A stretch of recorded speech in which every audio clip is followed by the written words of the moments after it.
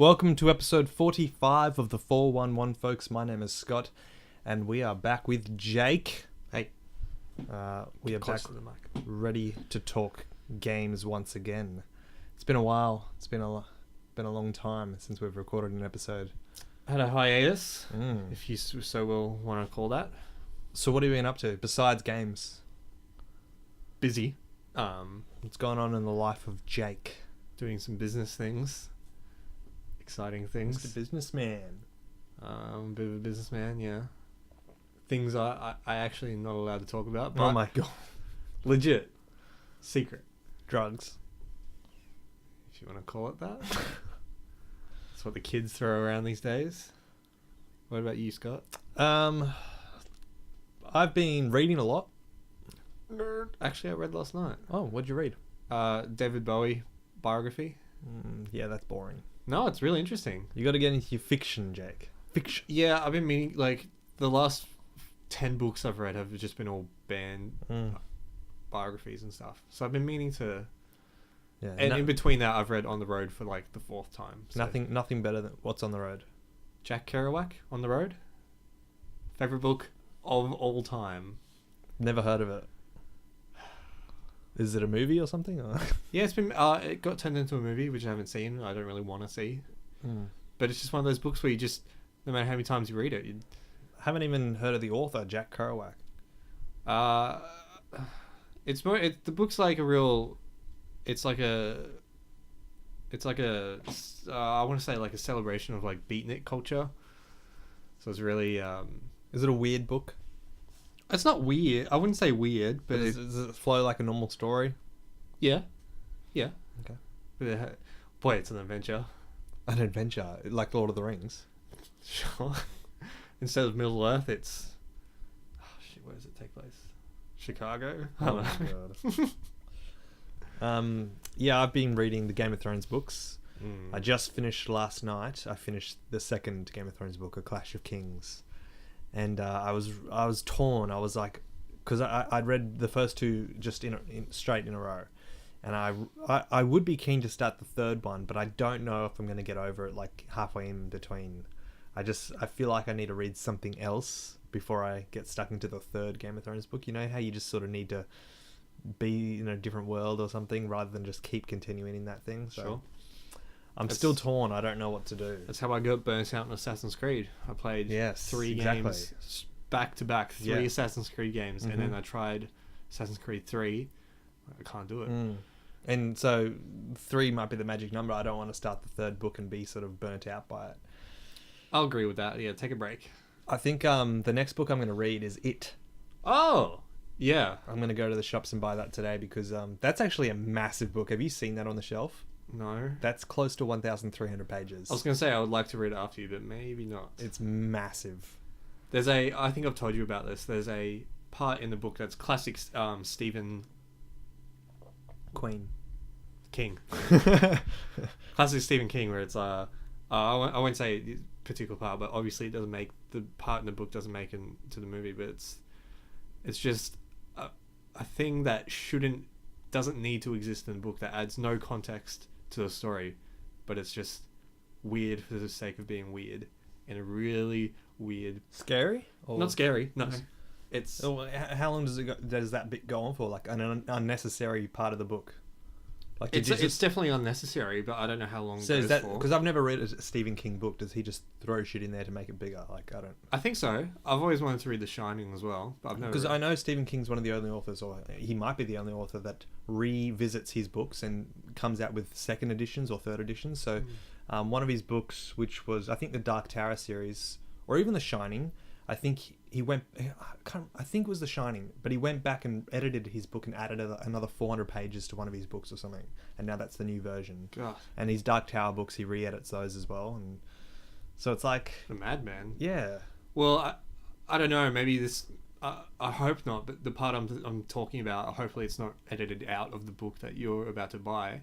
I don't think it would be. No, he doesn't. He doesn't take out stuff. He puts stuff in. Yeah. But no, I don't want to say. I want you to read it, because I want to get the book before they come out with the movie cover book. You know how they come out with those movie cover books? Terrible. With the actors on. Yeah. Yeah. But have you seen the new trailer? I have. Oh my god. Spooky. That's crazy.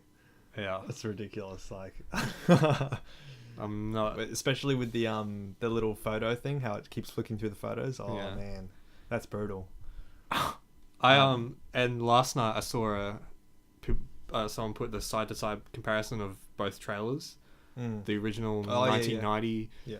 They say it's a mini series, but And it's Mitchell's got the movie actually. It's a 2-part movie. You know how sometimes the movie's too big to fit on a disc, Oh. so it's just a 2-parter. so it's like 3.5 hours, is it? Something like that. Yeah. Far out.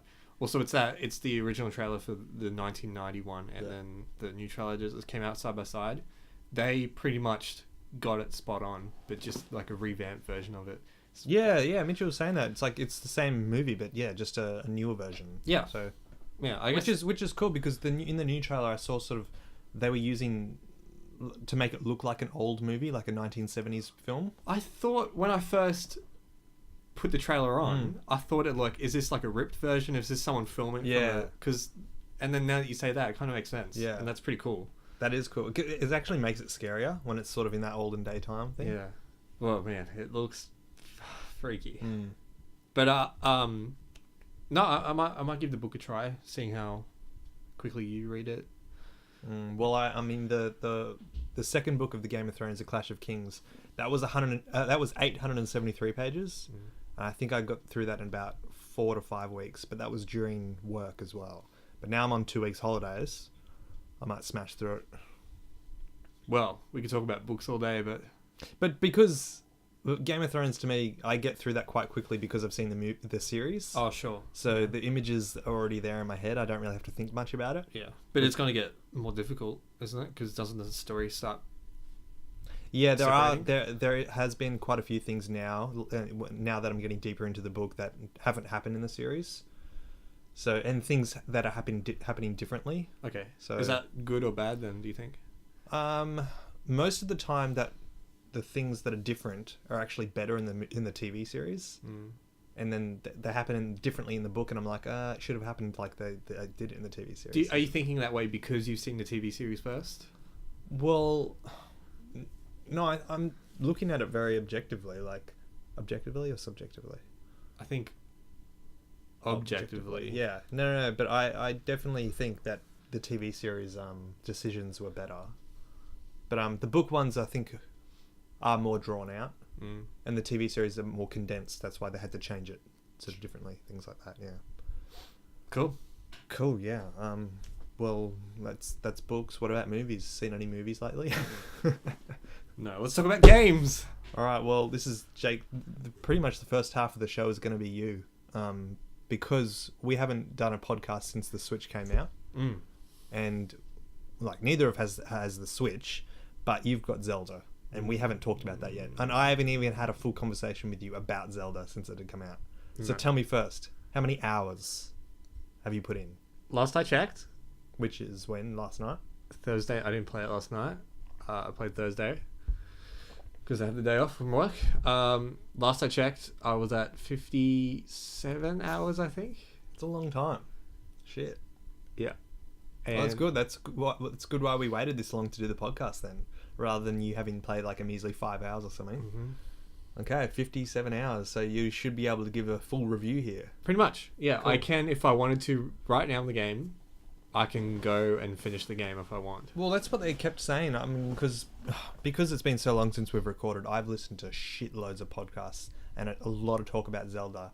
And they're all saying that you can pretty much, as soon as you get out of that tutorial bit, you can go and face Ganondorf. Yeah.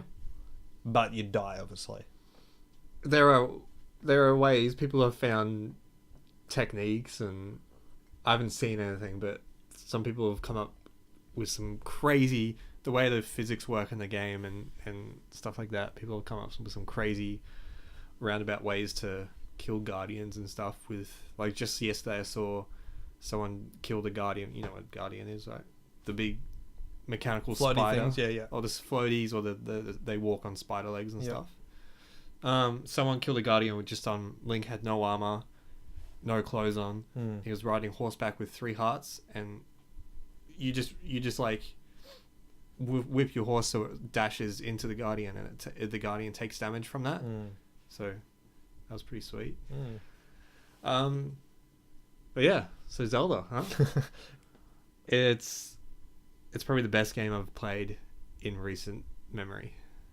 I haven't been so drawn into a game, I want to say probably since like Red Dead Redemption or something like that. That it's one of those games where I'm playing and like I don't know how long the time has passed, but I check my phone and it's just been 2 hours just gone like that. I check it again, another hour and a half has gone like that. And while I'm really taking my time with the game, exploring, because you unlock areas of the map, I want to take my time with it, combing each area of the map to find all the secrets and collectibles and that stuff. At the end of like a 5-hour gaming session, I feel like while it doesn't look like I've achieved much, I just had like the best time ever because of the way you explore, the way you just naturally come across new things in the environment, new people to talk to, new collectibles to find. The way you move about the place is just so endlessly fun. It's just so good. You can climb every wall, everything you see you can go to. So there's no barriers, and I haven't had that in a video game in so long. And it's so good. Well, I'll go through a list of complaints that I've heard over and over again, and just I want you to comment on them. First complaint I heard a lot was the music in the game, how it's quiet most of the time and then it just pops in sometimes. Most people are saying they'd like more music. So I thought of that at first, that in a very untypical Zelda fashion, there's no overworld music playing endlessly, you know? Whereas the music in this game is just more of it's more for battles and there's battle music, and then every time the weather changes or something, there's like a little piano, like a cue. It's more, the music is more inclined, it's really taking cues from Animal Crossing, which is a weird thing to say, where it's, if you do something in the environment, a little music cue would play, or something like that. So to be honest, like when I was hearing about, because I've never played it, when I was hearing about that idea of no music until sort of you're actually doing something, that would actually be really good, I think, because the game is based on, Breath of the Wild. It is about, exploring the if you're not sort of doing anything really intense or anything, there should be no music. It's just you exploring sort of the world. I mean, you don't need that music there. Yeah, that's a really good way of putting it. And you're right, because most of the time it is silent. All you're hearing is trees rustling, birds chirping. Yeah, you got to hear the wild. Yeah, I do like that in some case, and some gaming sessions where I know I'm going to spending that session exploring and collectibles, or just like ticking off my side quest list, I'll put some music on in the background for myself. And that was my next question that I was going to ask you. One of the podcasts I was listening to, they said that it's a perfect podcast game where you can just listen to stuff while playing it. Yeah, so I'm a big Rooster Teeth fan, so they have a dungeon, and they have a series where they play Dungeons and Dragons, so I've just been having that in the background. So yeah, it's really cool. What about the jump button? Is that annoying? Not at all. Because that's another complaint. Why would people complain about a jump button? Because it's not in the usual jump button spot. Oh, you can switch it. Oh, you can? Okay. Yeah. So for the Wii controllers, or the Switch, the Nintendo controllers, the X is at the top, where the typical Y button should be, or the triangle, and A is on the bottom. So jump is X, and you can switch it to A if you want. Whereas A is, what do you call it? Sprint. Right. Yeah. So yeah, you can switch them, but I've just gotten used to it now. Yeah. Yeah. That's what I was thinking. The more you play it, the more you just get used to it. Yeah. I don't know why people complain about that. Yeah. So I don't see. Look how small the complaints are. I know. Yeah. Very minor because things. Whenever I listen to sort of or read anything about it, it's just all great stuff, and then there has to be things that they pick on. That, with every review, there has to be. It can't be just all perfect. Yeah. So they do have to sort of find those things, and that's what it is. Another one was someone saying, it's awesome when it rains, like for the first few hours, but then it just gets too much. Like there's too much rain sometimes. Does that get annoying? Where you sort of just have to wait for the rain to finish? I'm going to agree with this one actually, because just recently, yes, rain it's great. It's a great. It makes the world. It's so awesome walking through the rain and stuff. Yeah. But rain, if you can't climb walls when it's raining or when it's wet, because you just slip down. So there is a part now in the game. Can you be very skillful and actually climb, or you just can't do it? You just can't do it. You need there is like a trick that came out where when you're climbing up a certain like angle of a wall, and just about before you're about to slip, you like hit the sprint button, so he like sprints up and then attaches on. So there is ways around it, but the game isn't meant to. It's not intended for you to climb when it's raining. Is what I'm meant to say. So yeah, you're supposed to wait it out. But there's a point in the game now where I'm in an area where I'm in like a tropical jungle area. So it's constantly storming and raining to suit the environment. And so I'm supposed to climb up this wall because I know something's up there, but I just can't.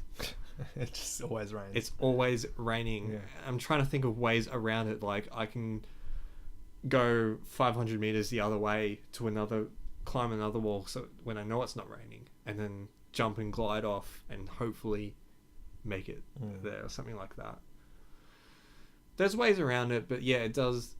So how long does on average it take for it to stop if you're just waiting? Just standing there waiting for it to stop raining. Well, there's a little at the bottom. There's a little indicator of the weather and what's about to come up in like blocks of 3, so you can see the next 2 weather events coming up.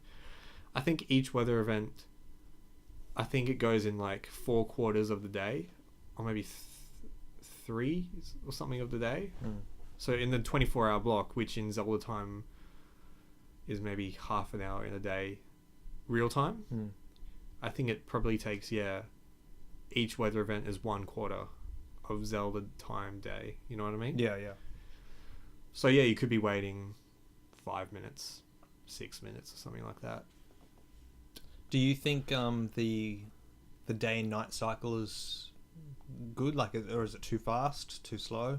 No, I like it. Okay. I like it because I know some games it goes day and night too quickly. You just want to enjoy a full long day in the wild or something. Because I remember, I think it was GTA 3 or I think it might have been 3. It just switched so quickly. Yeah. Assassin's Creed 2, I think, switched very quickly as well. Whereas on the backside, I think GTA 4 took too long. Playing that recently, I felt like it was constantly nighttime. I always thought The Sims too quickly. Yeah, well, you always speed it up as well. Yeah, that's a thing as well. But like when you just trying to have dinner or something takes 3 hours. Or if you just want to quickly have breakfast before you go to work, it takes too long. So it's just, I think they should do the 2 second every minute. Yeah, I don't think I can't think of a game that's perfectly nailed the day-night cycle. Yeah, I can't either. Even when, let's say, a game in real time like Animal Crossing or some Pokemon games where it's based on real time, even that can get a bit frustrating because, for example, if you only play at night, you're only ever going to see night. Exactly. Yeah, like with Pokemon, that's what I was doing. It's like I never see day. Exactly. Well, then maybe Pokemon Sun and Moon. Well, did that because the opposite version had the day or night cycle of the opposite time. Far Cry 2 was pretty good. That had a pretty good long day, and I think the night was a bit shorter because it's better to play during the day or something in that game. So, but has anyone broken the game yet? What do you mean? Like, has there been any lots of YouTube videos of this is broken or glitches or anything? I have seen one. Game Explain did it recently, and it's the most obscure thing. On like a very edge corner of the map, on like a big wall. They forgot to texture the bottom so that you're on a cliff, but the cliff goes outward a little bit, and they forgot to texture the bottom of that to break it off, and then so it's just going out. So if So there's out, but then there's still the wall perpendicular to it. So if you climb the wall perpendicular to it, you can get underneath this thing because they forgot to texture the bottom. So if you go under, and then if you climb around it, you know you're on the inside. But if you turn the camera, it looks like you're just climbing on the sky. Oh, okay, yeah. From that angle. That's literally the only thing. Yeah. With but, such a massive world and all these things you can do, that's pretty good. Just find that one thing. And for games as big as this, big RPGs, there's typically games that are patch after patch after patch, broken things. Not Nintendo. They just made a perfect. Well, this is the game. first game that they've done, like their first open world game ever, pretty much, isn't it? First open world RPG. Open world. You know, when you're comparing it to games like Skyrim and The Witcher, this is their first one, really, that they've I guess so. done Yeah. this.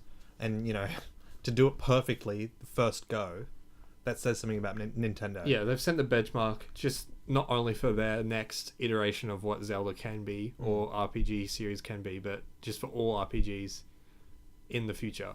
But they did take their time with it. That's why it's so perfect. For good reason. Yeah. And I'm so glad, in hindsight, I'm so glad that they did. Yeah. Because... Well, I'm so glad they did, because now it's on Switch. If they, you know, brought it out earlier, well, they probably would have done a re-release? Yeah, a re-release for Switch, but still. Well, I guess, I'm not sure if you're going to bring it up, but a lot of people do complain about the frame rates. Okay, no, I haven't heard about this. No? No. It can get a little chuggy. But this is Wii U? Yeah, and Switch does this too. Okay. Switch's biggest problem is when it's docked and people are playing on a TV. It gets a bit chuggy, but it's not when you're just playing handheld mode. Which for some reason, I don't know why it does that. Maybe it's trying to output more when it goes to the TV. Anyway. But for Wii U, it was expected that it wasn't going to be the best version of the game. Which it's still... People have done graphic comparisons. I can't see a difference between graphics. The game looks phenomenal. I guess the only thing that separates the two is some frame rates, which for me, frame rates have never been an issue. I don't care that a game that is 60 frame rates stable. Some people think it's the end of the world that there's a frame rate drop. I don't give a shit about it. It's noticeable in heavily grassy areas, so when all the grass is like swaying in the wind and stuff, it can get a little choppy. Yeah. There's a part of the game, the Korok Forest, which is just all massive trees, just all greenery, like smoke particles on the floor. That's probably the worst area of the game. But just last night, Nintendo released a patch to stabilize the frame rate in those areas. That's their first and only one, isn't it? Well, there was a day one patch. Okay. And there's this one, which is just a quick frame rate fix. I'm sure small patches will come more in the future. But not like patches like for like Dragon Age Inquisition where it changes the game and stuff like that. Yeah. This is just a stabilization fix. I haven't downloaded the patch yet, but I've seen Game Explain again did a good comparison of old versus new after the patch, and it seems to have fixed it, so that's pretty cool. Yeah. It's just all good for when I get it, really. Pretty much. Yeah. But this is the most challenging Zelda game I've ever played. So it's hard, yeah. Challenging in that Ocarina of Time is challenging, but for different reasons. This is a difficulty barrier, whereas Ocarina of Time is difficult in terms of puzzles, its and problem solving. But Breath of the Wild, it does have the puzzles and problem solving in different ways. So the typical dungeons of a Zelda game, you know, there's like 10 dungeons or something. That's kind of been taken away. Whereas now there's shrines. You know the shrines. There's like 100 of them or something in the game. They're smaller versions of the dungeons. Right. So in dungeons, you usually get dungeons. Old school Zelda dungeons are usually broken up by like room by room, and in each room you have to solve a puzzle in that room with a certain tool. Sure, a tool or like weapon. An elemental thing or something like that. So that's been all combined. So each room has essentially now one shrine, where it's physics-based puzzle, or you have to use a certain weapon or an arrow to get through that one puzzle in that one shrine. which is really cool. I think it's really a good idea to separate it all and break it all up because shrines are essentially they're optional if you want them to be, because shrines are a way of they're the only way of getting heart containers. You need to do, after you beat a shrine, you get called a shrine orb. You need 4 of those to get 1 heart container. So you can go through the whole game without getting any heart containers, but you know, it'll make the game more difficult for you, obviously. So I think it's a good way of that risk reward system. You know, you can do it, and they're not necessarily taxing the puzzles. They're quite obvious, but a few of them have been. The most difficult one I remember was one that you had to align. You had to like get this big ball and align it in columns and rows depending on the constellations in the night sky. So you get in there, and then there's these rows, and you read the sign saying "Look at the night sky," something like that. So I'm like, okay, so I exit, have to wait till night time, look at how the constellations line up, and go back in and do it. So I'm like, sometimes it's really tricky. Take a photo of the night sky on your phone or something. I noted it down on a piece of paper or something. Yeah. So in that way, it's really cool. But they still kind of have quote unquote dungeons, which it plays to the story of the game. There's these what are they called? I was gonna say mythical beasts, divine beasts, which play into the story. And there's 4 of them in the game that you need to infiltrate and get in. And then once you're inside, that's a typical dungeon where it takes about half an hour, 45 minutes to get through. And then you have a final boss at the end, kind of thing. So, yeah, I think they've shaken up the Zelda formula in a very, very good way. So when do you think you're going to go face Ganondorf? After you've 100%? I think, I was saying this the other day, I think I want all hearts first, just because I want a completionist kind of thing. But I can see that game pretty difficult because I'm on my 2nd row now, and I think I've got 6 or 7 hearts left to go, and I can see that probably getting more difficult as I get 2 or 3 hearts to go or something. So I might just call it quits after a while and just go beat Ganon, but we'll see. Yeah, I've still got 3 or 4 more areas of the map I haven't even unlocked. There's still fog of war over them. Yeah. So I've still got a lot to explore. So the map's huge, is it a good map? Like, is it exciting, when you're just walking through it, or is it some bits boring? It's some parts I feel like are underutilized of the map. So there are just big sprawling fields or desert plains or something that just are nothing is there, and I feel like something could have been here. In other parts the maps, but I guess that's the real world though, isn't it? Like, just big huge plains of nothing. For sure, yeah. I suppose just because it's a game you kind of need something there, but yeah, but it's not, I still haven't come to the point where it's not boring just traversing the map. Like, I find it fun just running across open plains. And are enemies always coming at you during that, or? Sure, yeah, you come across enemy camps, or if it's nighttime, skeletons. But is it annoyingly often? No, I think the skeletons at night are a little bit annoying. Yeah. But you can just run away and they stop chasing you. That was annoying in Ocarina, going through the skeletons coming out. Yeah. But enemy camps are optional. You can just walk past them, or you can sneak past it or something. And sure, there might be like a treasure chest in each encampment, so there's a reward in it if you do want to go fight them, but don't have to if you don't want, because there's no leveling, so you don't have to defeat any enemies. But there's no big build up for those rewards in this game, is there? Like the when you open the chest, and I even heard people about when they got the Master Sword. There's no sort of any big build up for that, or no, because I just got the Master Sword recently, and I was expecting it to be this big momentous, like in Twilight Princess, which was this huge moment in the game. It was one of my favorite moments. But to essentially get the Master Sword, you need a certain amount of heart containers. Yeah. And then you just like keep tapping A to like pull it out, and then once you get it, it's like That's it. yeah, that's it. And so another complaint about this game is that they say weapons break too easily. Yeah.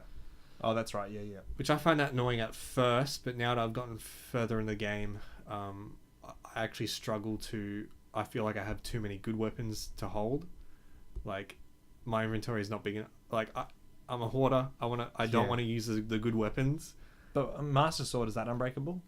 It doesn't break. It says it's run out of power. So you can't use it. I've used it, and then it ran out of power, quote unquote, and then you need to wait a certain time, go back to where you found it, wait a certain time, and it comes back. That's pretty annoying. I'm gonna be honest. I mean, no, if it wasn't on a timer, or if it didn't break, I think that would have just been like a cheat. Yeah, win. True. So I think it's kind of like in Skyrim when you have those lockpicks to unlock doors, and you finally get like the skeleton key or something, or whatever it's called. I forgot what it's called, and that's an unbreakable key. It's part of a mission where you're supposed to actually return that, but if you just keep that until you've 100% of the game, you can just unlock anything without breaking anything. So a really cool part of this game. It feels like Skyrim because there are these 3 dragons that just roam the map. Oh yeah. In their areas. And earlier in the game, I saw them just flying around the sky. I thought, oh my god, that's a big boss. Like, I can't wait to get to that moment where I'm fighting it and stuff. But truthfully, they're a little underwhelming. They're not bosses. They're just, you need them. You need to get close to them, and then you fire an arrow at them. Then they drop a scale, and then you use that to unlock a shrine and stuff like that. So a little bit they're kind of pointless in a little bit, but they're cool because you need to find them, obviously, to 100% the game, and they only spawn at certain areas and certain times of the game. So I spent a good gaming session trying to hunt one of them because I looked at something on the internet which it tracked its path, which goes along like the edge of these mountain ranges. So I spent a good couple hours last week just tracking it and waiting for it to come. And I found that really fun actually because I don't know, like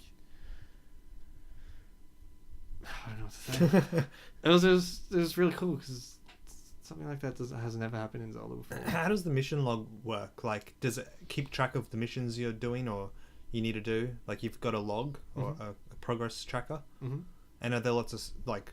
There's your main ones, obviously. So it's just like a normal RPG where you got your main quest and lots of side ones. Yep, okay. It's got the main one. Like as soon as you get off the tutorial, area, so you're always following the main one. Yeah. The obvious one is just as soon as you beat the tutorial, it's got the main one like defeat Ganon. So that's always going to stay there. Oh, okay, yeah. But it only tracks it if you want to track it. Yeah. And then it's got. How crazy is that? Defeat Ganon from like the first thing. I know, and it's like you can see pretty much anywhere you are on the map. You could see Hyrule Castle. Yeah, because it's central. Yeah, and it's just scary seeing it there all the time. But isn't he standing on top of something? Like, no. Well, in this game, he's called Calamity Ganon, so he's not. Thankfully, the game hasn't been spoiled for me yet. Yeah. Actually, I think it has. Anyway, I think Ganon in this game isn't your typical Ganondorf, where he's human. Is he metal Ganon? No, but I think he's a different version. He's the black smoke from Lost. The black smoke. Wasn't that a polar bear? I don't even know. Yeah, and like in Twilight Princess, he's Ganon Beast, where he's Ganondorf, but he transforms to Ganon Beast. So essentially, he's a different Ganon, which is cool. But yeah, he's always there, looming in the background, and you can go face him anytime you want. But that is scary, hey? Like always, sort of knowing he's just there. Yeah, like it's crazy. I've unlocked Central Hyrule, so I've been there and unlocked the area of the map, but it's actually scary going to Central Hyrule because there's so many guardians lurking around. The first time you encounter a guardian, it can spot you from so far from the map, and then it just like chases you down. Really? I haven't had that terror in me in a video game in a long time. It's scary. The music that plays as well. Again, to the music thing, like it can be silent, and then you just hear this guardian tracking you, and the music comes in. That's pretty freaky. Oh, get out of here. Yeah, and because you know you're not strong enough. Is that it? yeah. At first, I wasn't strong enough. Yeah. Now I know how to. Now I know how to defeat them, and it's actually exciting coming up against them. But yeah. But it's so cool though, because I was watching some gameplay very early on, and you start off with the weapon. You have sticks. That's cool, because like that's what when I was making my game on RPG Maker, which I haven't really made. But anyway, I wanted to start off really basic. Like the first weapon he gets was a stick, and you know, so that is cool. You just start off from nothing. Yeah, and like they break in a couple hits. Yeah, and you find more sticks, and then that turns into like clubs and spears and basic swords. Now I'm up to like great ice swords and like guardian weapons and stuff like that. So it's really, really cool. And in terms of the Ocarina of Time map, you're obviously in some areas where it's the same place. How similar are the areas? What do you mean? Okay. Well, I mean, you know, in Ocarina of Time, you've got Kokori I see what you Village mean. and So Hyrule Field and everything. someone brought this up, and this is so exciting. This is awesome. From where Central Hyrule is, the map, not in terms of its scale, but in terms of its geography, I guess, is what you'll say. It's almost identical to how Ocarina of Time's maps is set out. So Central Hyrule, and then Death Mountain is in the exact same location as Ocarina of Time. Oh wow, that's cool. And same with Zora's River. So Central Hyrule. What do you mean Central Hyrule? Is that Hyrule Field? Yeah, Hyrule Field too in Ocarina of Time, and then obviously you have left, right, and that kind of thing. So that for Breath of the Wild, they're in the same locations. Obviously, at a bigger scale, though. Bigger scale, but geographically, they're in the same areas. Yeah. I would have never known that unless someone pointed that. I think that's really cool. So Hyrule Field is obviously the big open plains that you're always seeing in the Zelda game. It's like the massive open sprawled fields, and with all the trees and grass and rivers and everything. As soon as you get down, the main tutorial area is called the Great Plateau. So you're raised above, and you can't get down until you get the Great Sail, which you have to defeat everything on that Great Plateau. As soon as you get down and then you land, a little prompt comes up saying Hyrule Field. So I think essentially all of the area besides the Great Plateau is Hyrule Field. You know what I mean? Yeah. And then it has the branching areas. And what about that market? I haven't. What's that market called? Just called Market. Yeah, the market. Yeah. I haven't. Because that's supposed to be really close to the castle. Yeah, it's supposed to be. Yeah, essentially in the. Yeah, it's just outside the castle. Yeah, I haven't been that far because every time I get into the main Central Hyrule, I get scared and have to back off. Because I even now I still feel like I'm not strong enough to defeat it to get anywhere close. So I haven't really gotten that far. I have come across areas where there has been really cool throwbacks to old Zelda games, like in really strange areas. So you find great fairy fountains across the map, and that plays old school Zelda music. And there's this one that plays the old school Kakariko Village theme, but there is redone or just the exact same. Kind of redone in a real subtle way. Yeah. But there is Kakariko Village in the game as well, but that has a whole new set of music to it. Whole new layout, or is it something similar? New layout as well. No. How many games does that village appear in? Like pretty much all of them.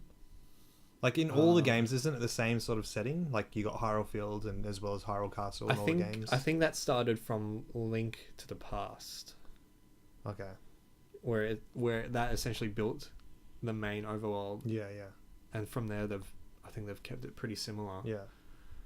But yeah, it is really cool discovering new areas and then finding out they're the same regions from previous. It's like they've stitched all the Hyrule regions from previous game together in this one map, but in a real clever way. Like Faron, the region Faron was brought in with Twilight Princess, and there's an area of the map called Faron Overfield and stuff like that. And another cool thing is like Linebeck is this character from Phantom Hourglass, your main companion through the whole game, and then there's a area in Breath of the Wild called Linebeck Island. So there's this really cool throwbacks and references throughout the whole game that celebrate the entire Zelda franchise, and it was really, really cool. Yeah. Where does this game sit in the timeline? I don't think that's been announced yet. Yeah. But it's interesting because the story is, it's like there's been this war 100 years ago, and Link was the right hand man to Princess Zelda. So he was her main knight essentially. Then a war 100 years ago. Yeah, a war broke out and Ganon got released, and then to protect. They knew Link was their only savior, and then to protect him from dying, they put him in this 100-year slumber, so that in 100 years' time he would wake up and fix everything. Fucking hell, this timeline's fucked up, hey? It's messed up. Do you think just the Nintendo people are like, oh yeah, we've pretty much fucked this up. We've just got to try and fit it somewhere. We've just got to try and come up with this story. I don't, because each Zelda game has a different story. Yeah, no, but they've got to try and come up with a way this connects to the others. Like, we're just gonna pick this out of our asses. Like, we're gonna maybe, and then I think they should just reboot the series, start again. I was gonna say this may be just a reboot, because you think about every. What, you think Breath of the Wild is a reboot? Yeah. Okay. You think of every Zelda game, you think this is just a standalone thing. How is it connected to each other Zelda game? But you look at the Hyrule Historia, which links it in these different timelines and these different. Essentially, in Ocarina of Time is the main splitting point. So it's like whether he defeats Ganon or loses to Ganon, it splits off into Twilight Princess or Majora's Mask or something. You play the game You play the game separately, and you think, this isn't connected to the other one. I'm playing a separate Zelda game, but they've just half-assedly stitched it all together. Yeah, yeah. I think they've just done that for the sake of the fans wanting to know, ooh, how is this connected? But it's annoying to sort of. There's so much thinking that goes on how it's connected, you know? You just want it sort of to make more sense rather than all these different timelines, and he goes back in the past and the future and everything. It's annoying for a person to come into the series now and just try to research all that timeline. Well, like, because if I wouldn't play Breath of the Wild, I'd really want to know the history. Whereas it would be so much easier if they just come out with saying, yeah, this is just a reboot of the game. This is the start. This is where the Link and Zelda's journey starts. This is it. They tried that with Skyward Sword. Well, they said that was a reboot. This is not a reboot, but they said that like a prequel kind of. That was the very beginning. They've put that at the very top because it's a story of them growing up together. And Link and Zelda. Yeah. In hindsight, it was a pretty terrible story. But I think they've made it such an entry point to just newcomers to the series as well. Because the way the story is told is a very interesting way. There's no linear storytelling to the game. The way you find out pieces of the story is through memories. So you get to certain areas of the game. Because Link's lost it. Typical amnesia. Link's lost his memories. And so he's trying to re-piece it back together to eventually find Zelda in the end. So he's trying to find memories. So certain areas of the map, it gives you a prompt. And he remembers like something from 100 years ago of him and Zelda hanging out, or him and another NPC hanging out and stuff like that, and it pieces the story together in this really interesting way. I wouldn't say the story is the best story in the Zelda franchise. I still think actually Twilight Princess is one of the best stories. But favorite game overall, Breath of the Wild. 100%. Now you got to think about it. I can't make the decision yet because Twilight Princess is still so special to me. But in terms of like gameplay and just like a phenomenal game, Breath of the Wild still. But look, if I have to complain about something, the voice acting. Ooh. The English voice acting. Well, this was a big conversation when we started talking about Zelda. Zelda U. Yeah. Is there going to be voice acting? Yeah. And there is, but it's only for cutscenes, isn't it? Yeah, and I think as a first entry point to having voice acting in Zelda, they did it in a very calculated and good way. Is there an option to turn the Japanese ones on? You have to set your console to Japanese, Okay. region Japanese. That makes Yeah. the text Japanese as well. So Yeah. there's nothing you can do about that. Yeah. Yeah, the voice acting, it's particularly Zelda. It's just her voice is so. Is it Scarlett Johansson or? Don't get me started. She can play any anime character apparently. Her voice actor is just so breathy and so emotionless. I don't know, but So it's not done right, really. I don't think so, and it's obviously lip syncing, so it's That's to the Japanese voices, Yeah. so it makes it a little. I don't know, because there's so little voice acting, it doesn't make it such a big deal, but. But I suppose in cutscenes, it's got to be. You got to have it. In this day and age, you can't just have sort of lips not moving and then some text when you're watching a cutscene. There's no emotion in that. I guess so. Have you seen the bit where Zelda cries? Yeah. Oh yeah. Is that emotional? No. This is just weird. I mean, it was okay, but when they stitched it together in that trailer, Yeah. with Zelda crying, that was more emotional. Yeah, because of the whole build up and then the Yeah. And plus, they used a Japanese voice actor in that one. Yeah. That was much better. But yeah, I think that's all I want to talk about. The Japanese anime actors, they know how to do it. But last question: is Twilight Princess still going to be your annual Zelda game, or has it changed to Breath of the Wild? No, I've never said Twilight Princess would be an annual game. Didn't you say you were going to play that every year? I think I said Ocarina of Time would be my annual. No, you said Twilight Princess. No, because Twilight Princess is is probably my favorite game that's of all right. time. Yeah, I don't want to ruin it. Yeah. And I think I have ruined it by playing back to back twice. Oh, so this is interesting. I looked at playtimes. So I've played, what did I say, 57 hours or something of Breath of the Wild. I'm still on my first playthrough. I played Zelda Twilight Princess twice, back to back, a regular run, taking my time, and then a 100% run. I think that ranked up 49 hours or 51 Seriously? hours, something like that. Yeah, I've already Holy surpassed shit. 2 playthroughs of Twilight Princess to my 1 in Breath of the Wild. Wow. That says a lot. Yeah, that does. So yeah, there's so much longevity. I think I can squeeze 100 hours of this out of Breath of the Wild easily. Yeah. I'm really taking my time. In like the first or second week playing it, I was thinking maybe I was taking too long of a time with it, and I thought, oh, maybe I'll get sick of it.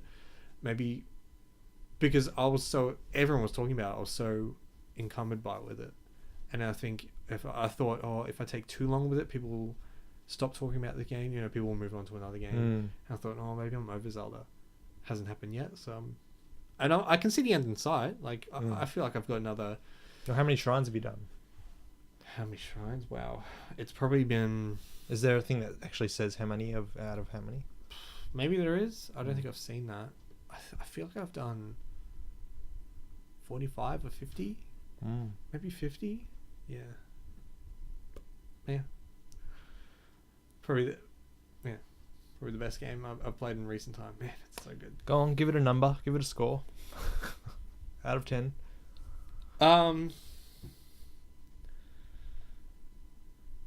Look, I'm just gonna say 10. And I know I complain a little bit about the voicing, but I can push that aside because. So not 9.8, 9.9. No, 10. Because I've never had. What about the rain? No, I can push it aside. Okay. Because I know how much fun I've had besides that kind of thing. Wow, a 10 out of 10. Well, we know we don't really have to do a Game of the Year show at the end of the year, do we? Hey, something might come along and beat it. South Park. Red Dead 2. I don't think South Park's going to beat Breath of the Wild. Red Dead 2 might be Red Dead 2, yeah, that's true. I think that release date said October. I think it got leaked. That could be a battle there. And I wouldn't have played Breath of the Wild, but I'll try and watch you play a bit. It might be on my list, might not be. I'm still going to probably buy a Switch next year and play it then. Yeah, for a Switch, a lot of people have said, I think that Nintendo have shot themselves a little bit in the foot with not putting at least 2 top tier Nintendo games out. I agree. I mean, it should definitely have been Breath of the Wild and Splatoon 2 out day one. I would have said Mario Kart, actually. Yeah, that too. I mean, why wait to release that? I know. I don't. That's a game that's been done I know. for a long time. I really don't understand that. But because some people have, the people who have finished Zelda, are saying I need something new. Yeah. Like Because when Switch was released, it was like, yes, Switch is out, let's play Breath of the Wild. But now that everyone's finishing up with Zelda, everyone's like, there's nothing else. And now the conversation is starting to talk about, rather than going how good Switch is and how great Zelda is, it's now talking about there's nothing on the Switch. And when you look at the eShop, there's like a bunch of random games on there that you don't even want to play. oh, there's some good. Honestly, the people who have covered Zelda and have moved on are covering a lot of really cool indie games. But that's all it's got. I know, and I know it can't bank on that. Like Mario Kart is coming out the 20 or something of this month. Ukulele's coming out next week or something, but it's not even coming out on Switch yet. Not yet, no. Yeah, so it's always behind. And apparently the Switch games are a bit more expensive as well because of the cartridge. It's more expensive to manufacture the cartridges. Mm. So whenever there's a game on Xbox One or PS4, it's cheaper to get it on that because it's disc based. Yeah. Look, I don't know. It sold so well beginning, and it's still selling well. Yeah. Like you still see it. Like I just read something. Not compared to PS4, Xbox One numbers. I just read something that in the this timeline, like what's just been out 4 weeks in Japan. The first 4 weeks, it's beaten the first 4 week sales of PS4. It'll slow down. I think that was because of Zelda. Yeah, and I think they were correct in banking on Zelda for the first title because this is the best. You know, it would have been different if this Zelda game was bad, but it's not. I just gave it a 10. It's a perfect game.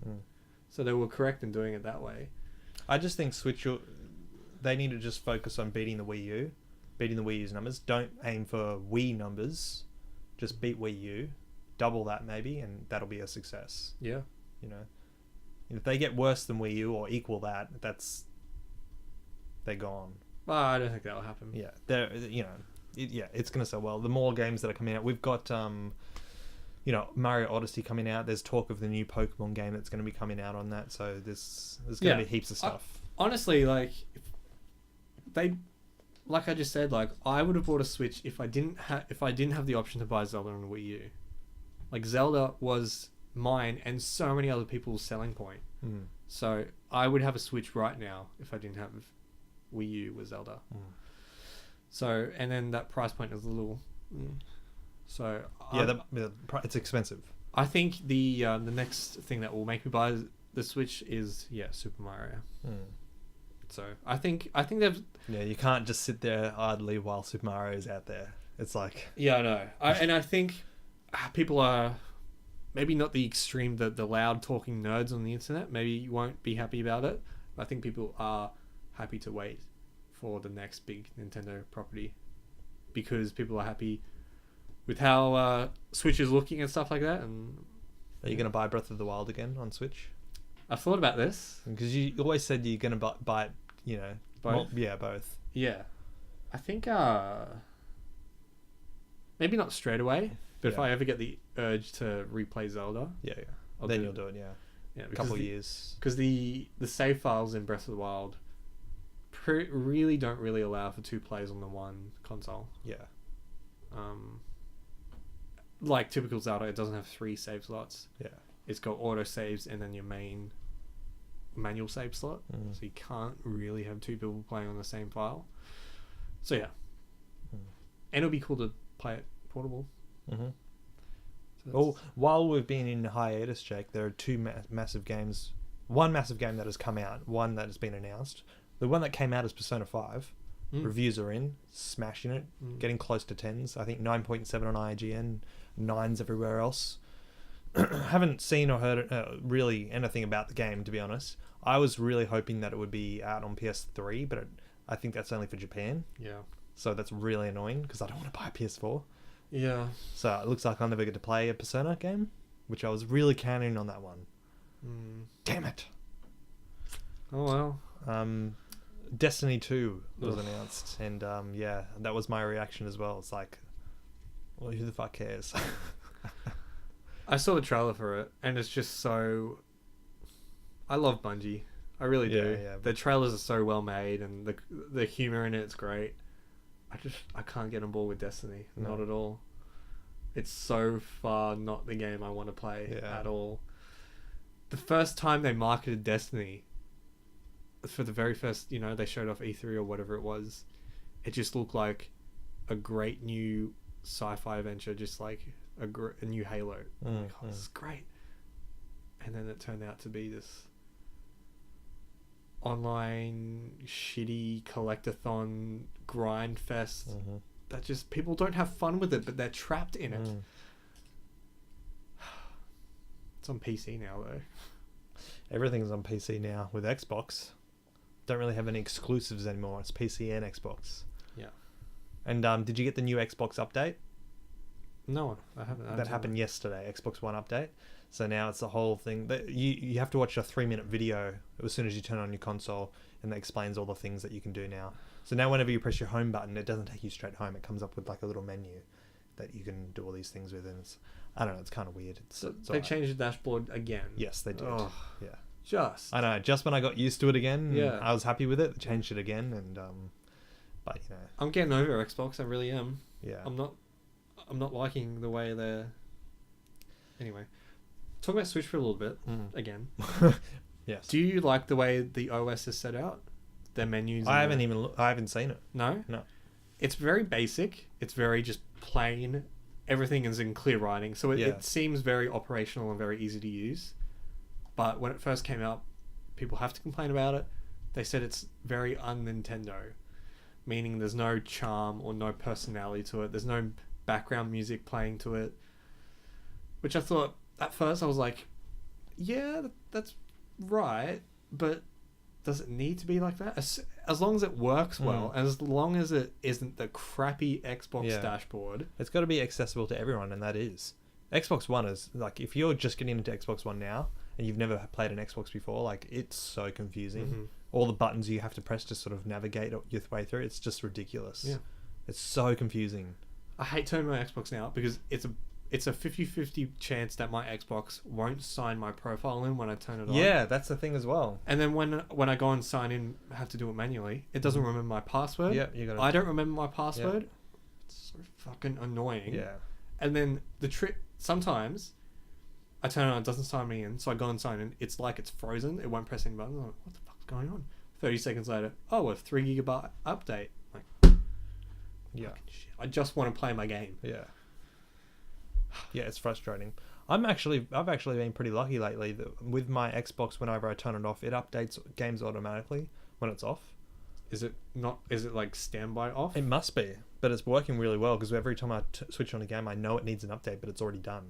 So check the settings on that because I think it's on that power saving. I think so. Yeah.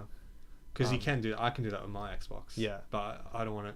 Because I know, the trick is when you install a game, to get it to install very quickly, it comes up with, do you want to do this update now? You press do it later, and then it installs really quickly. And then when you press the game, you'll have to do the update. But I just turn my Xbox off and it updates automatically in the background. So you shouldn't have to do it this roundabout way, though. I know, yeah, and I shouldn't have to sort of research on Google how to do that, which I had to. So it should just work. Let's all migrate to the Switch. So just one more topic to finish off, Jake. There's one game that has just come out that I know nothing about, which I think you might. I just want you to tell me what it is. Lego Worlds. What the hell is that? It's $50, I think. Yeah. So what is it? This has been on PC for a few years in just like an early access kind of thing. It is a Minecraft style open world crafting game, but set in Lego. Okay, so it's nothing great. No. Okay. It looks very buggy. It looks very unpolished. So to have it as a physical. Oh, so the big thing is now it's just come out as a physical. Yeah, for consoles. Yeah. I'm guessing this is like it's out of beta, obviously. Otherwise, they wouldn't retail release it. But it still seems like there's so much work left to go into it. It's just not my kind of thing. If I want to play a game that like a crafting open world thing, I'd play the most polished thing in Minecraft. Obviously. Yeah. I don't know why people are still on the Minecraft bandwagon. Other games trying to copy it. Yeah, because Minecraft is there. It's there. Just play Minecraft. Yeah, but because I kept on seeing it in the shops and everything and online. Lego Worlds. It looks like such a big title. Even the front cover sort of shows it off to be this big thing. But I hear no conversation about it. But I'm just waiting for a Minecraft 2 with like sort of more high res textures and everything. That'd be the best. Hey, if there's Destiny 2, there'll be Minecraft. Yeah, eventually they'll come out with it. Yeah, I think that's my next. I've always said, oh, I want to play Minecraft. But I think I'll just wait for the second. Yeah, it's gonna come soon. God, that's a couple of years. Biggest. Oh my God. And Nintendo go buy it off Xbox and then make it a Switch exclusive. Never. You know how they'd have to pay billions for that franchise. I think Microsoft alone paid millions upon millions for it. Even though Microsoft owned it, still own it now. It's not a Microsoft exclusive. Yeah. They still have to license it out to Nintendo and PC. But does Microsoft get money for that? They must, right? If they own it. Yeah, it's their property. Yeah. It's the other companies buying the license for it, isn't it? But I'd just make it exclusive, hey. You'd piss everybody off, but... No way. Because it's on absolutely everything. Yeah. Except for 3DS. Ugh, that'd be terrible on 3DS. No, it would be alright. If it's on iPad and mobile. True. And one more, which is supposedly coming out on every single console that I keep seeing, but I thought it was already out. Lego City Undercover. Isn't that an old game? Oh, yeah. So this is a re-release. Like the definitive version. But they're not saying it as like a... You know how games come out and it's like all the DLC in it and... Yeah. Like a port. Yeah, it like just says Lego City Undercover. Like the original I think they're doing it because no one bought the Wii U game. Yeah, it was a Wii U exclusive, and everyone talks about how this is such a hidden gem. Yeah. So hopefully people get into it this time. But I've never played it or anything. I've always wanted to, but the price point for Wii U has always been pretty up there for some reason. That was a Wii U exclusive, wasn't it? Yeah. Now it's on Switch, PS4, and Xbox One. Yeah. I think it's worth the playthrough. It's just like a Lego game, but it's open world, and Lego games is just they're so passive, and I've always wanted to do it just as like a background thing. So I think it's maybe not buy it day one because of the price point. Maybe wait a couple months. But if you're gonna get a Switch, I think buy it on Switch. Yeah. Anyway. All right. Well, our Zelda conversation took the majority of the show. I was sort of hoping we'd get through a Mass Effect Andromeda Just review. do it. Just go for it. We'll wait. We'll save it to next episode. Really? Yeah. But just do it. Like how long do you want to talk about it for? For how long you talked about Zelda? There's a lot to talk about. Ugh, so. Mass Effect sucks. Zelda sucks. Actually, quick 2 games. Also want to talk about Ghost Recon Wildlands. Yes. Terrible. Looks terrible. No, it doesn't look terrible. It's just not my kind of game. Yeah, but I really enjoy. I really like it because it's such a realistic take on that. Because of the shooting, you it's like one shot kill. That's real. Whereas other games, you're just shooting an enemy for ages and they don't, they're not even reacting. They're just taking it and shooting back. Sure. I hate that shit. Another one. Sniper Elite.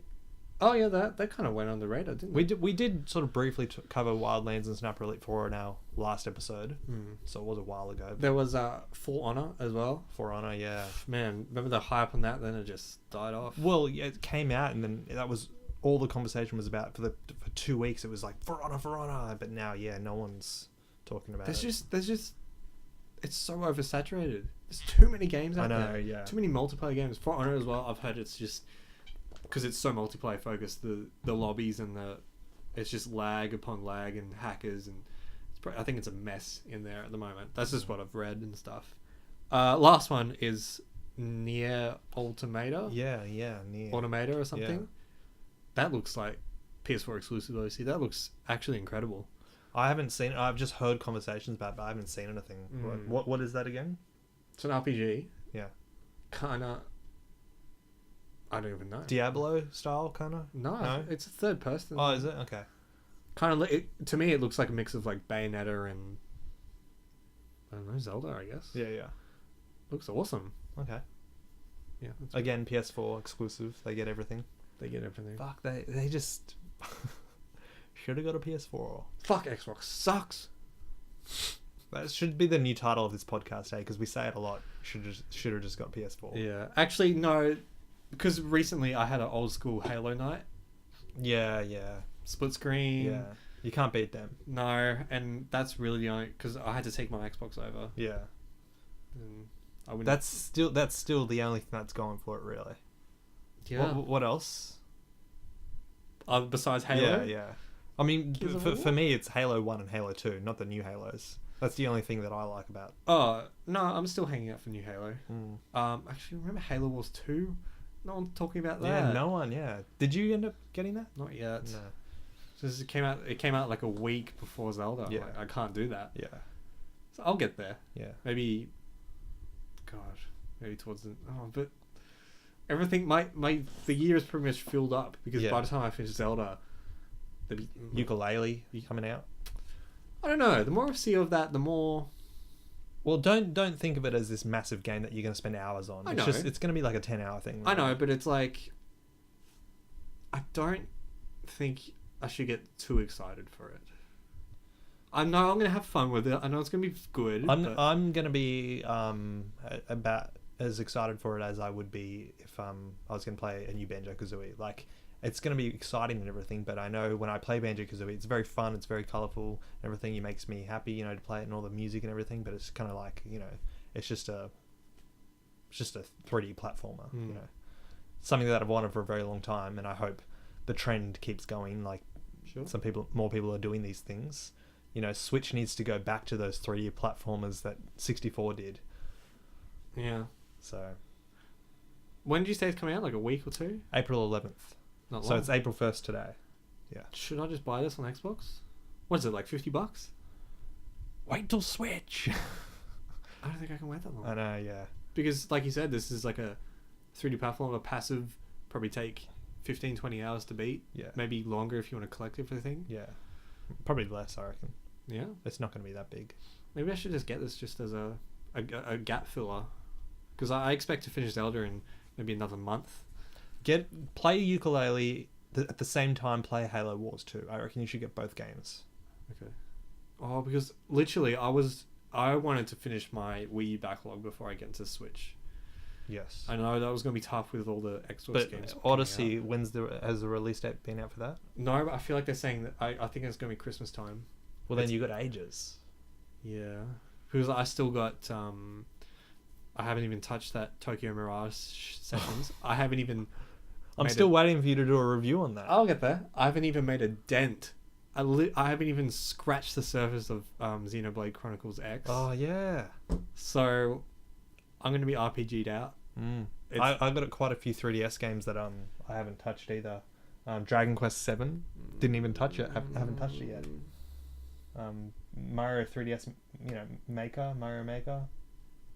Anyway, we could be spending all this time talking about a backlog and let's just play a backlog. Yeah, I know, it's ridiculous. And I held out for so long. I haven't bought the first game I bought all year, which was this week, Mass Effect Andromeda. I held out all year because I was getting through my backlog, but had to buy a 1 year game. So we'll talk about Mass Effect next week, but like, early impressions?